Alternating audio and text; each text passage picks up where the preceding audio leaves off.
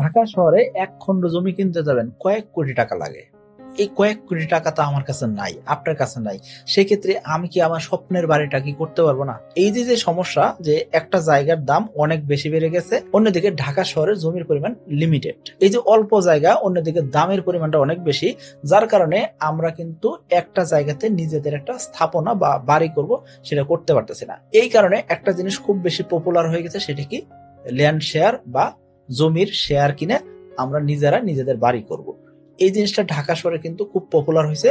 অন্যদিকে এই ল্যান্ড শেয়ারে ইনভেস্ট করে অনেকে আবার বিপদেও আছেন। এই যে জমির শেয়ার কিনে নিজেরা স্থাপনা তৈরি করব, এতে করে 30 থেকে 40% খরচ কমানো যায়। আবার দেখা যাচ্ছে জমি কিনছি, রেজিস্ট্রি হয়েছে, অথবা জমি কিনছি কিন্তু রেজিস্ট্রি এখন হয় নাই, অথবা জমি কিনছি ঠিকই, রেজিস্ট্রি হয়েছে ঠিকই, কিন্তু স্থাপনা যখন করতে যাবো তখন দেখা যাচ্ছে যে 10 জনে মিলে জমি কিনছি, 8 জনে স্থাপনা তৈরি করার জন্য টাকা দিতে পারতেছে, 2 জন টাকা দিতে পারতেছে না। আবার 30 জন মিলে একটা স্থাপনা তৈরি করবে এরকম পরিকল্পনা করে কাজও শুরু করে দিছি, দেখা গেল কি 2 মাস 3 মাস 6 মাস পরে 5 জন 3 জন বা 2 জন টাকা দিতে পারতেছে না। এই যে টাকা না দেওয়ার কারণে কি হইতেছে, স্থাপনার কাজ আটকায় যাইতেছে। এখন এই যে 30 জন মিলে একটা স্থাপনা তৈরি করতে গেলাম, 28 জনে টাকা দিতে পারলো, 2 জনে দিতে পারতেছে না। এই 2 জনকে কি 28 জনকে কেউ হেল্প করতে চাইবে? কখনো হেল্প করতে চাইবে না। এবং কি তাদেরকে যদি অফার করা হয় যে আপনারা যদি টাকা দিতে পারতেছেন না, তাহলে আপনারা কি করেন, আপনাদের শেয়ারটা বিক্রি করে চলে যান। এই ক্ষেত্রে কিন্তু বিক্রিও করবে না। সো তার মানে ল্যান্ড শেয়ারে ইনভেস্ট করলে বিপদও থাকতে পারে, এটা আপনাকে চিন্তা ভাবনা করে আগাইতে হবে। তাহলে আমরা আজকে আলোচনা করার চেষ্টা করব যে ল্যান্ড শেয়ার এটা কি আসলে স্ক্যাম কিনা, বা ল্যান্ড শেয়ারে স্থাপনা তৈরি করতে গেলে আপনি কোন কোন বিপদে পড়তে পারেন সেই সম্পর্কে জানার চেষ্টা করব। তো চলুন শুরু করা যাক। এবং কি এখনো যারা চ্যানেলটিকে সাবস্ক্রাইব করেনি, সাবস্ক্রাইব করে দিবেন, বেল বাটন প্রেস করে দিবেন, যাতে নতুন নতুন তথ্য ভিডিও আসে সবগুলো দেখতে পারেন। ভিডিও শুরুতে আপনার কাছে প্রশ্ন হতে পারে, এই যে ল্যান্ড শেয়ার বিজনেসের কথা বলতেছি বা ল্যান্ড শেয়ারে ইনভেস্টমেন্টের কথা বলতেছি, এই ক্ষেত্রে আমার কোনো এক্সপিরিয়েন্স আছে কিনা। দেখুন, আমাদের একটা কোম্পানি রয়েছে সাকিব হোল্ডিংস, এই কোম্পানি কিন্তু অলরেডি ল্যান্ড শেয়ার নিয়ে কাজ করে থাকে। সো আমরা এই জিনিসটা দেখে অভ্যস্ত। সো আমার অভিজ্ঞতা থেকে আমি আপনাকে কিছু জিনিস উপস্থাপন করার চেষ্টা করব। এই জিনিসগুলো একটু যদি সাবধানে করতে পারেন, সেক্ষেত্রে ল্যান্ড শেয়ার বিজনেস করেও বা ল্যান্ড শেয়ারে ইনভেস্ট করে আপনি ভালো কিছু করতে পারবেন এবং কি ভালোটা প্রফিট জেনারেট করতে পারবেন। তো সেই জিনিসগুলো কি জানার চেষ্টা করি। প্রথমে আমরা জানার চেষ্টা করব কোন কোন জায়গায় সমস্যা তৈরি হয়, এবং কি তারপর আমরা জানার চেষ্টা করবো যে কিভাবে সমস্যার সমাধানগুলো করা যেতে পারে। সর্বপ্রথম আমরা যখন ল্যান্ড শেয়ার পাই বা ল্যান্ড শেয়ারে ইনভেস্ট করার সুযোগ পাই, সেক্ষেত্রে আমাদের কাছে তার মানে মোটামুটি ভাবে 50 লক্ষ, 1 কোটি বা 2 কোটি টাকা থাকতে পারে। অর্থাৎ সচরাচর 50 লক্ষ 1 কোটি টাকা থাকে। এই অবস্থায় আমরা চাই কি আমাদের একটা স্বপ্নের বাড়ি হোক, এরকম চিন্তা ভাবনা করে আমরা মধ্যবিত্ত মানুষ যারা আছি তারা চিন্তা করি যে এরকম একটা বাড়ি করব ঢাকা শহরে, নিজের একটা থাকার জায়গা হবে, নিজের একটা পরিচয় হবে। কিন্তু আমরা এখানে রিস্ক কি কি আছে সেটা আমরা চিন্তা করি না।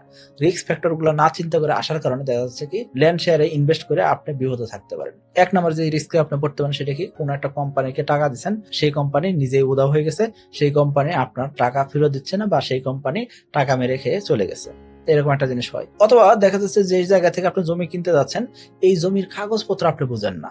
কাগজপত্র না বোঝার কারণে কি হলো, আপনি যখন জমি রেজিস্ট্রি করতে যাবেন তখন দেখলেন কি অরিজিনালি এই জমির মালিক ওই ব্যক্তিই না। সো এই জায়গায় একটা বিপদে পড়তে পারেন। অর্থাৎ আপনাকে ভালোভাবে দেখে নিতে হবে যে এই জমির মালিক আসলে এই ব্যক্তি কিনা।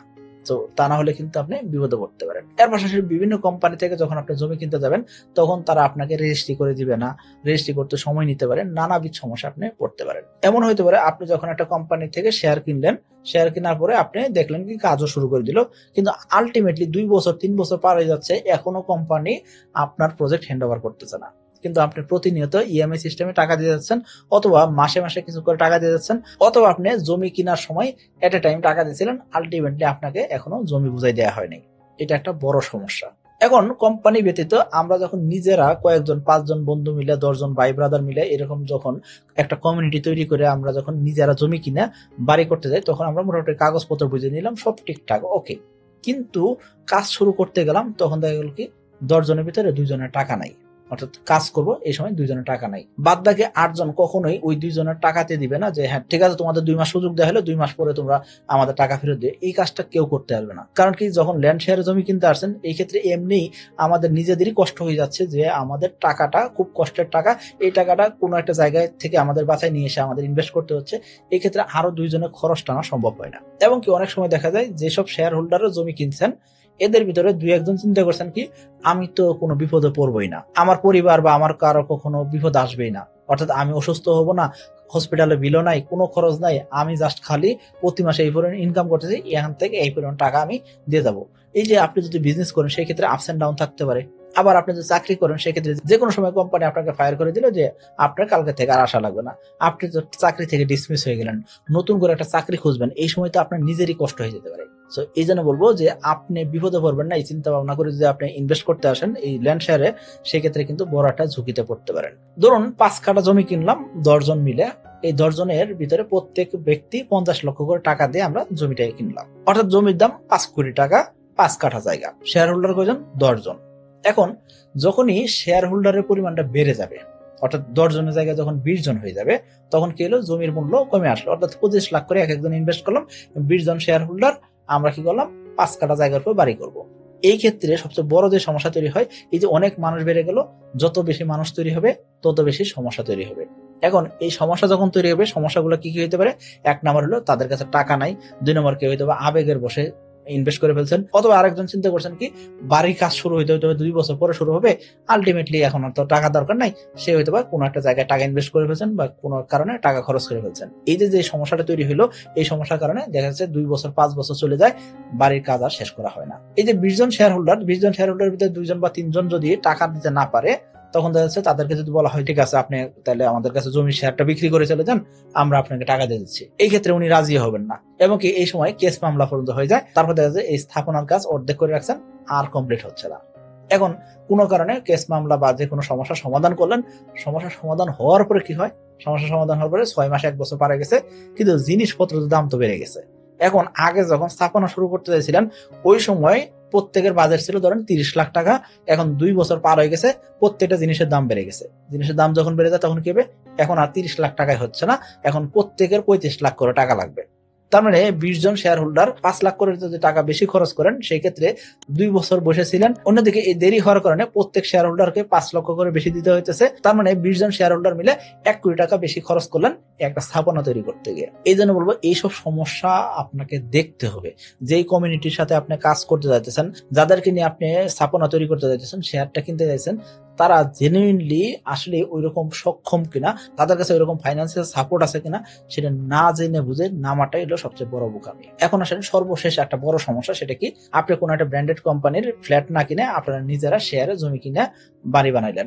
এই ক্ষেত্রে দেখা যাচ্ছে 30 থেকে 40% কম খরচে বাড়ি তৈরি করা যায়, ঠিক আছে, এবং কি আপনি ভালো ম্যাটেরিয়ালস দিয়ে, জিনিসপত্র দিয়ে আপনারা বাড়ি করলেন, এটাও ভালো দিক। কিন্তু ব্র্যান্ডের অ্যাপার্টমেন্ট বা ফ্ল্যাট যেই দামে বিক্রি হবে, সেই দামে কিন্তু আপনার ফ্ল্যাট বিক্রি হবে না বা আপনার অ্যাপার্টমেন্ট বিক্রি হবে না। কারণ কি, তাদের যে সেলস স্কিল বা তাদের যে ব্র্যান্ড ভ্যালু, সেই জিনিসটা কিন্তু কাজে লাগায়, তারা বেশি দামে বিক্রি করতে পারবে, আপনি কিন্তু কম দামে বিক্রি করে আসতে হবে।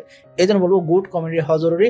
অন্যদিকে এই যে আপনার স্থাপনা তৈরি করতেছেন, সেটা আসলে মজবুত স্থাপনা হচ্ছে প্রত্যেকটা জিনিস আপনি নিয়ম কানুন মেনে করতেছেন। এই জিনিসগুলো যখন এনশিওর করতে পারবেন, তখন কিন্তু ব্র্যান্ডেড প্রোডাক্ট যদি 1 কোটি টাকা বিক্রি করে, আপনি হয়তো 90 লাখ টাকা বিক্রি করে আসতে পারবেন। কিন্তু আপনি যখন একটা স্থাপনা তৈরি করলেন, ধরেন 60 লাখ টাকা খরচ করে স্থাপনা করলেন, আপনি 70 লাখ টাকা 80 লাখ টাকা বিক্রি করে আসলেন। তার মানে কি, ব্র্যান্ডেড প্রোডাক্ট 60 লাখ টাকা খরচ করে 1.5 কোটি টাকা বিক্রি করবে, আর আপনি 60 লাখ টাকা খরচ করে 70 থেকে 80 লাখ টাকা বিক্রি করতে আপনার কষ্ট হয়ে যাবে। এই যে আমরা কম দামে বিক্রি করতেছি, এর পিছনে অবশ্যই ব্র্যান্ড ভ্যালু তো একটা ছিল, তার পাশাপাশি আরেকটা জিনিস ছিল, যেসব ব্র্যান্ডেড কোম্পানি এরকম বাড়ি বা ফ্ল্যাট বা অ্যাপার্টমেন্ট তৈরি করে, এরা কিন্তু প্রাইম লোকেশন দেখে, এরা কিন্তু রাস্তা বড়, নাগরিক সুযোগ সুবিধা, নানান কিছু দেখে শুনে তারা কিন্তু একটা স্থাপনা তৈরি করে। কিন্তু আপনি চিন্তা করছেন কি, মোটামুটি হইলে হয়েছে। এইসব জিনিসের সমাধান যদি আপনার কাছে থাকে, তাহলে শুধুমাত্র আপনি ভালো একটা প্রফিট জেনারেট করতে পারবেন। এখন আপনি বলতেন ভাই, আপনি তো খালি সমস্যাগুলো বললেন, সুবিধা কি আছে? সুবিধা যদি একটু বলতেন। সুবিধা অবশ্যই আছে। সুবিধা কি, আপনি যখন ল্যান্ড শেয়ারে ইনভেস্ট করবেন, সেই ক্ষেত্রে সর্বপ্রথম লোকেশনটা দেখবেন। দ্বিতীয় জিনিসটা দেখবেন, সেটা কি, এই লোকেশনের সাথে আপনার যাতায়াতের সুবিধা কি আছে, নাগরিক ফ্যাসিলিটি কি কি পাওয়া যায়। তৃতীয় যে জিনিসটা দেখবেন, সেটা কি, রাস্তা কত বড়, এবং কি 4 নাম্বার যে জিনিসটা দেখবেন, সেটা কি, অ্যাপার্টমেন্ট সাইজটা কি হবে বা ফ্ল্যাট সাইজ কি হবে, এবং কি এই ফ্ল্যাটে নাগরিক সুযোগ সুবিধা কি কি থাকতেছে, সেই জিনিসগুলো যদি আপনি দেখে শুনে যদি ইনভেস্ট করতে পারেন, সেই ক্ষেত্রে দেখবেন কি ভালো একটা লাভ করতে পারতেছেন। তার মানে আপনি 40 লাখ টাকাতে জমি কিনলেন, আরো 40 লাখ টাকা খরচ করে আপনি যদি একটা 1600 স্কয়ার ফিটের একটা ফ্ল্যাট তৈরি করতে পারেন, অর্থাৎ কমন স্পেস বাদ দিয়ে, যেগুলো কমন, সিঁড়ি, লিফট, এগুলো বাদ দিয়ে যদি আপনি 1600 স্কয়ার ফিটের একটা ফ্ল্যাট বানাইতে পারেন, সেই ক্ষেত্রে এই ফ্ল্যাট বর্তমান সময়ে হিসাব করলেও কমপক্ষে 1,30,00,000 টাকা বিক্রি করে আসতে পারবেন। তার মানে 80 লাখ টাকা খরচ করে আপনি 2 বছরে 1,30,00,000 টাকা বিক্রি করে আসতে পারবেন। এখন লাভের পার্সেন্টেজ বেশি, ঠিক আছে, কিন্তু ওই যে সমস্যাগুলো বললাম, এই সমস্যাগুলোর সমাধান যদি আপনার কাছে না থাকে তাহলে কিন্তু ল্যান্ড শেয়ারে ইনভেস্ট করে আপনি বিপদেও পড়তে পারেন। এখন আপনি বলতেন আমাদের করণীয় কি, আমরা কি আমাদের স্বপ্নের বাড়িটা করতে পারবো না, বা আমার খুব স্বপ্ন নিজের একটা ফ্ল্যাট থাকবে, নিজের একটা স্পেস থাকবে, যে স্পেস আমার নিজের, আমি দাবি করতে পারবো, এরকম কিছু আমি কি পাবো না? আমি কয়েকটা বিষয় উল্লেখ করব, এই বিষয়গুলো যদি আপনি মেনটেন করতে পারেন বা এই জিনিসগুলো যদি আপনি মেনে আপনি যদি ল্যান্ড শেয়ারে ইনভেস্ট করেন, সেক্ষেত্রে ইনশাল্লাহ আশা করা যায় আপনি আপনার টাকাটাকে সেফ জোনে ইনভেস্ট করলেন এবং কি আপনার নিজের একটা স্বপ্নের বাড়ি ইনশাল্লাহ তৈরি হবে। তো চলুন সেই জিনিসগুলো কি কি। সর্বপ্রথম জমির বৈধতা দেখতে হবে, জমির কাগজপত্র ঠিক আছে কিনা সেটা আপনাকে দেখতে হবে। সিএস, এসএ, আরওআর, বিএস, এগুলো সবগুলো রেকর্ড দেখতে হবে। পাশাপাশি মহানগর জরিপ দেখতে হবে এবং কি এই জমির যে মালিকানায় আছে ওই ব্যক্তি কিভাবে মালিকানায় আসলেন, এবং কি যদি দেখা যায় যে ভাই বোন সবাই মিলে বাবার জমির মালিকানা হয়েছেন, সেক্ষেত্রে আসলে সকলেই সঠিক পরিমাণে তাদের হিস্সা অনুযায়ী জমিটা বন্টন করতেছে কিনা, সেই জিনিসগুলো আপনাকে দেখে শুনে আপনার জমিটা কেনার জন্য আগ্রহ পোষণ করতে হবে। দ্বিতীয় যে জিনিসটা দেখতে হবে সেটা কি, প্রাইম লোকেশন দেখতে হবে। লোকেশনের নাগরিক সুবিধা কি কি পাচ্ছেন এবং কি আসলে এই লোকেশনে আপনি যদি বসবাস করেন সেক্ষেত্রে আপনার জীবনে কোনো পরিবর্তন আসবে কিনা, এরকম জায়গা আপনাকে চিন্তা ভাবনা করতে হবে। তৃতীয় যে জিনিসটা দেখতে হবে, জমি নিয়ে কোনো আইনি জটিলতা আছে কিনা, জমিটা খাস হয়ে গেছে কিনা, গভর্নমেন্টের কোনো নিষেধাজ্ঞা আছে কিনা, এই জায়গায় স্থাপনা তৈরি করা যাবে না এরকম কোনো নিষেধাজ্ঞা দিয়ে রাখছে কিনা, এই জিনিসগুলো সমাধান কোথায় পাবেন? সমাধান আপনি ডিসি অফিসে গিয়ে খোঁজ নিতে পারেন যে এই যে জমির মালিক আসলে জেনুইন কিনা এবং কি জমিতে কোনো ধরনের সমস্যা আছে কিনা সেটা আপনি খোঁজ নিতে পারবেন। আপনি যখন কোনো একটা প্রজেক্টে ইনভেস্ট করবেন সেই ক্ষেত্রে অবশ্যই নিজে ফিল্ডে যাবেন। ফিল্ডে নিজে না ঘুরে না দেখে আপনি কোনোভাবে বিনিয়োগ করবেন না। আপনি 5 কাঠা একটা জায়গাতে 10 জন শেয়ারে মিলে আপনি বাড়ি করতে গেলেন, সেই ক্ষেত্রে যত শেয়ার সংখ্যা কম রাখা যায় তত ভালো। যত শেয়ার সংখ্যা বাড়বে তত সমস্যাগুলো জটিল হবে। এই জন্য বলবো শেয়ার সংখ্যা কম আছে এরকম জায়গায় আপনি ইনভেস্ট করার চেষ্টা করেন। 10 জন শেয়ার হোল্ডার মিলে যখন বাড়ি করতেছেন এই ক্ষেত্রে খেয়াল করবেন একজন বা দুইজন মানুষ কিন্তু মোটামুটি ভাবে সবচেয়ে বেশি বুঝবেন এবং কি তারা চিন্তা করবেন কি অন্য কেউ হয়তো বুঝবেন বা তাদের সাথে এরকম ডিসকাস করার দরকার নেই, সে একা একা হয়তো সিদ্ধান্ত নিতে পারে। এই সিদ্ধান্তগুলো যদি একক না হয় সেদিকে খেয়াল করবেন। আর যদি কোনো একটা কোম্পানির আন্ডারে হয় সেই ক্ষেত্রে অবশ্যই আপনার পরিচিত কোনো একটা আর্কিটেক্ট অথবা টাকা দিয়ে কোনো একটা আর্কিটেক্ট ভাড়া করে আপনি কি করবেন, এই ডিজাইনটা সঠিক আছে কিনা, প্ল্যানিং এ কোনো সমস্যা আছে কিনা সেটা আপনি দেখে নেবেন। কারণ কি রাজুকের অনুমোদন পাবে কিনা, ফারের একটা বিষয় আছে, ড্যাপের একটা বিষয় আছে, এই যে জায়গাগুলোতে কোনো সমস্যা তৈরি করে রাখছে কিনা সেটা আপনি চেক করে নেবেন। অনেক সময় দেখা যায় প্রকৃত যে বিক্রেতা উনি উপস্থিত নাই, যার কারণে জমি রেজিস্ট্রি হচ্ছে না। তো আমি আপনাকে ওই জন্য বলবো অবশ্যই প্রকৃত বিক্রেতার কাছে আপনাকে পৌঁছাতে হবে। থার্ড পার্টির মাধ্যমে হয়তো আপনি জমির মালিকের কাছে পৌঁছাতে পারলেন, ঠিক আছে, কিন্তু থার্ড পার্টিকে কখনোই আপনি সুযোগ দিবেন না যে আপনি সকল কিছু করে দেন। অবশ্যই ডিরেক্টলি আপনি জমির মালিকের সাথে কথা বলার চেষ্টা করবেন। অনেক প্রজেক্ট বা অনেক প্রকল্প তো দেখবেন কি তারা বলতেছে 6 মাসে দ্বিগুণ লাভ, 1 বছরে 3 গুণ লাভ, 1 বছরে টোটাল টাকা তো নিবেনই তার সাথে সমান পরিমাণ লাভ নেবেন। এইসব জিনিস থেকে আপনাকে বেড়ে আসতে হবে। কখনোই ল্যান্ড শেয়ার বিজনেস বা জমির বিজনেসে 1 বছরে দ্বিগুণ পরিমাণ লাভ হয় না, 6 মাসে লাভ হয় না, এগুলো খেয়াল করতে হবে। এমন জামানা নাই যে আপনার টাকা অন্য কেউ ইনভেস্ট করে সে আপনাকে আবার ঘরে টাকা দিয়ে যাবে, এরকম নাই, এরকম দুনিয়াটা এখন বর্তমানে নাই। আপনাকে হিসাব নিকাশ করে ইনভেস্ট করতে হবে। আবার অনেক সময় দেখা যায় যে কোন একটা অফিস অথবা কোন একটা প্রমোটারের ভিডিও দেখে আপনি ইনভেস্ট করলেন, দেখা গেল কি সেই অফিসই উদা হয়ে গেছে অথবা সেই প্রমোটার বলতেছে কি আমি ভাই নিজেও ইনভেস্ট করে বিপদে আছি। তো আমি বলবো আপনাকে কোন একটা প্রমোটারের দেখে বা কোন একজন ইনফ্লুয়েন্সারের কথা শুনে আপনি ইনভেস্ট করতে যাবেন না। সরেজমিনে মাঠে গিয়ে নিজে দেখে শুনে কথাবার্তা বলে তারপর আপনি ইনভেস্ট করবেন। সর্বশেষ নিজের ইনকামের উপরে ওভার কনফিডেন্স দেখাবেন না। অর্থাৎ আপনি যে ইনকামটা করতেছেন সেই ইনকামটা সবসময় স্টেবল থাকবে এরকম নাও হইতে পারে, এবং আপনার পরিবারে কেউ অসুস্থ হবে না, কোনো একটা অ্যাক্সিডেন্ট হবে না বা কোনো সমস্যায় পড়বেন এরকম হবে না কখনো, আপনার সাথে কখনো হয়নি, এরকম চিন্তা ভাবনা করে কখনোই জমি শেয়ারে ইনভেস্ট করতে আসবেন না। আপনার কাছে এরকম ইমার্জেন্সি ফান্ড রেখে তারপর আপনি জমি শেয়ারে ইনভেস্ট করতে আসবেন। কিন্তু আপনার কাছে যদি ইমার্জেন্সি ফান্ড হিসেবে যে টাকা আছে সেই টাকায় যদি আপনি যদি জমি শেয়ারে ইনভেস্ট করে দেন সেক্ষেত্রে দেখবেন কি আপনার কারণে হয়তো বা অন্য শেয়ার হোল্ডাররা সমস্যা করে যেতে পারে। এরকম আমি অনেক ঘটনা দেখছি, অনেক সমস্যা দেখছি। এইসব সমস্যার সমাধান আপনার কাছে খুঁজে বের করতে হবে। এরকম সমস্যার সমাধান কোথায় হতে পারে? সমস্যার সমাধান হতে পারে দুইটা। এক নম্বর হলো কি গুড কমিউনিটি সোর্স করা।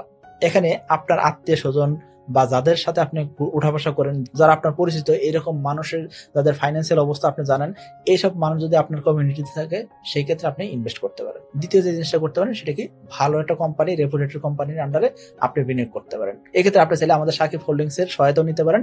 আমাদের সাকিব হোল্ডিংস কিন্তু আফতাবনগর থেকে শুরু করে ঢাকা শহরের ভিতরে কয়েকটা জায়গায় আমরা এরকম জমির শেয়ার বিক্রি করে নিজেরা স্থাপনা তৈরি করার চেষ্টা করতেছি। তো আমি বলবো আপনাকে আপনি চাইলে কিন্তু সাকিব হোল্ডিংস এর সাথে কাজ করতে পারেন। সকলে ভালো থাকবেন, সুস্থ থাকবেন। আসসালামু আলাইকুম।